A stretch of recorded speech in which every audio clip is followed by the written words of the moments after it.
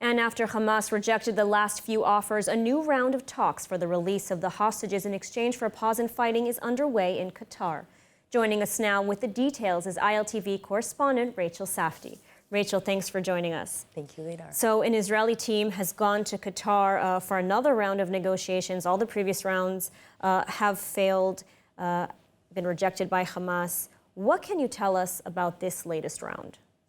Yes, Lidar. So what's interesting about this latest round is that now we have the team that has gone to Qatar led by the Mossad chief, David Barnea. And we get from Israeli reports that Israeli officials aren't necessarily optimistic towards these next rounds of negotiations.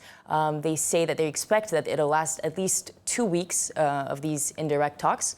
Now, we understand that what Hamas has requested in the last round of deals is that they want a multiple-phase deal, where the first phase would actually be good for Israel. We would see the release of around 40 hostages, including female soldiers, the elderly and the wounded, and they would want the IDF to leave certain areas of northern Gaza. But on the second phase, they would want to see technically the complete evacuation of IDF troops from Gaza as a whole, and that would mean pretty much losing the war for Israel.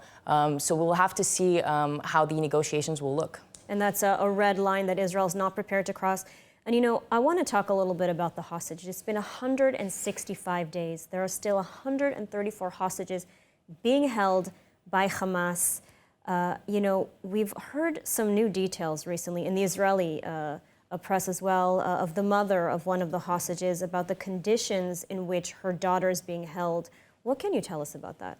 Yes, so recently we heard from Shira Elbag, the mother of Liri Elbag, a 19-year-old girl that is still being held hostage by Hamas. Shira she revealed to the media, to Israeli media, on a conversation she had in November with released hostages that were released in the deal we had in late November regarding the conditions and the abuse that they lived through and that they saw her daughter being lived through as well. We understand that some of the forms of the abuse that she's going through is she has to cook for the family that is keeping her, and yet she cannot eat that food. She has to clean their house. She has to look after their kids, look after the kids of her captors. Not only to mention how she didn't even wish to mention the sexual abuse that she doesn't even want to think about as her little girl is there. And she appealed to Prime Minister Benjamin Netanyahu and to the government, stressing that they need to do all that they can to bring her daughter and the other 133 hostages home. All right, let's hope that we're able to bring them home soon. Rachel Safdie, thank you so much for your report.